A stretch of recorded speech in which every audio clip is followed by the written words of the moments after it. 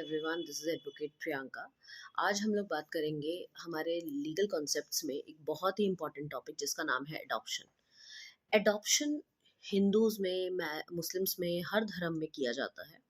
जब हम बात करेंगे Hindu adoption and maintenance act की, तो उसके अकॉर्डिंग जो एडॉप्शन करना है उसमें कुछ कंडीशंस होती हैं जिनको आपको फॉलो करना होता है।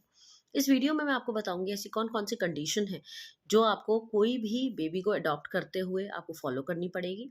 इसके अलावा एक अडॉप्शन के वैलिड पेपर्स कैसे कैसे बनते हैं। अगर आप एडवोकेट हैं तो भी आपके लिए वीडियो काफ़ी यूज़फुल है, और अगर आप अडॉप्टिव पेरेंट्स हैं तो भी आपके लिए ये वीडियो उतना ही यूज़फुल रहने वाला है। देखिए, अडॉप्शन का मतलब होता है जब आप किसी बायोलॉजिकल पेरेंट से लीगल जो है वो कस्टडी ले लेते हैं किसी की, और उस बच्चे को लीगल राइट्स देते हैं अपना बच्चा होने का, दैट इज़ अडॉप्शन। और आप किसी ऑर्फनेज से अगर आप किसी बच्चे को गोद लेते हैं और उसको अडॉप्ट करते हैं legally, that is also called adoption. तो अडॉप्शन दो जगह से किया जा सकता है, ऑर्फनेज से किया जा सकता है या किसी बायोलॉजिकल पेरेंट से लिया जा सकता है। तो अब ये जो एडॉप्शन है उसकी कंडीशंस क्या क्या होती हैं। आप कभी भी वैलिड एडॉप्शन अगर चाहते हैं तो हमेशा पेपर्स बनवाइए, हमेशा लीगली अडॉप्ट कीजिए। चाहे आप अपने किसी सगे रिश्तेदार से ही बच्चा ले रहे हैं तो भी आपको लीगल उसके पेपर्स बनवाने बहुत ज़्यादा ज़रूरी हैं, क्योंकि इन फ्यूचर 1% कल को ऐसा होता है कि कोई इस पर क्लेम कर दे तो बायोलॉजिकल पेरेंट्स का राइट बन जाता है उसके ऊपर, अगर इन केस आपने लीगल एडॉप्शन के पेपर्स नहीं बनवाए तो। बात करते हैं आपके एसेंशियल्स क्या क्या होने चाहिए, आप किन कंडीशंस में अडॉप्शन कर सकते हैं। सबसे पहला है आपकी कैपेबिलिटी होनी चाहिए। कैपेबिलिटी का मतलब आप फिजिकली फिट होने चाहिए, आप मेंटली फिट होने चाहिए, आप इमोशनली फिट होने चाहिए। इसके अलावा आप फाइनेंशियली फिट भी होने चाहिए। अगर आपकी फाइनेंशियल कंडीशन अलाउ नहीं करती है बच्चे को पालने का तो आपको अडॉप्शन नहीं मिलेगा।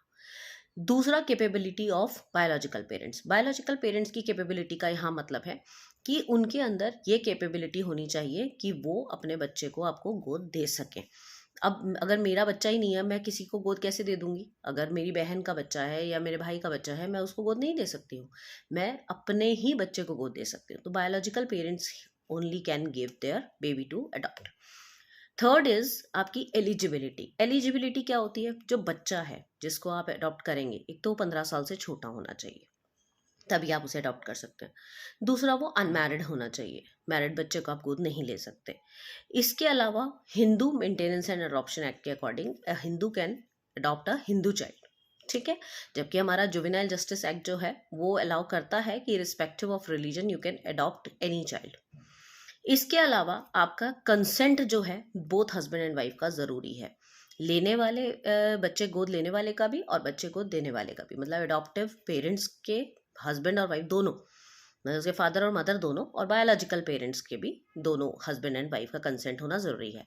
अगर मोर देन वन वाइफ है तो उस केस में भी आपका एडॉप्शन के लिए जो कंसेंट है वो सबकी ज़रूरी है। ऐसा नहीं है हस्बैंड मान गया वाइफ नहीं मानी, या वाइफ मान गई हस्बैंड नहीं माना, उस केस में एडॉप्शन नहीं हो सकता।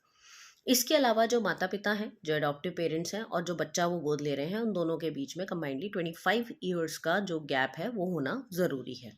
25 साल की जो आयु का अंतर है वो ज़रूरी माना जाता है। उसके बाद आपकी शादी को 2 साल हुए होने चाहिए। ये नहीं कि आपकी शादी हुई और आपने 15 दिन के बाद बच्चा गोद ले लिया। आपकी शादी को कम से कम 2 साल होने चाहिए, तब जाके आप अडॉप्शन कर सकते हैं। अगर हम बात करें सिंगल पेरेंट की, सपोज अगर कोई सिंगल पेरेंट है, किसी के हस्बैंड नहीं है, किसी की वाइफ नहीं है, अगर वो बच्चा गोद लेना चाहते हैं, अगर वो अडॉप्शन चाहते हैं, तो उनका, सपोज मैं मदर हूँ और मेरे हस्बैंड नहीं है और मैं किसी बच्चे को गोद लेना चाहती हूँ, चाहे वो लड़का हो चाहे वो लड़की हो, तो मेरा उनके साथ 21 साल का गैप होना ज़रूरी है।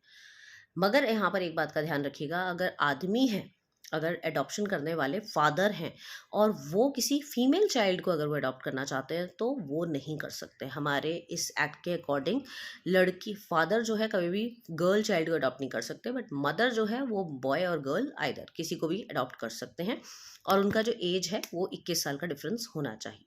अगर फादर किसी लड़के को गोद लेना चाहते हैं तो उनके बीच में भी 21 साल का गैप होना ज़रूरी है।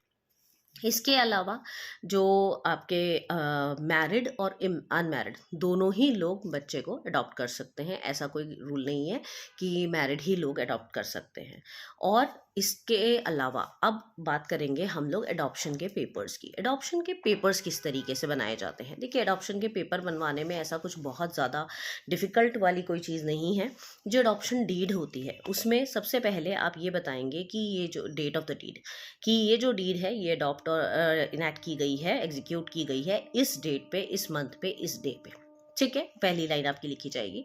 उसके बाद बिटवीन दोनों पेरेंट्स के बारे में, पहले जो आपका जो दे रहे हैं बच्चे को गोद, और दूसरा जो ले रहे हैं, बिटवीन दोनों पार्टीज का नाम लिखेंगे आप।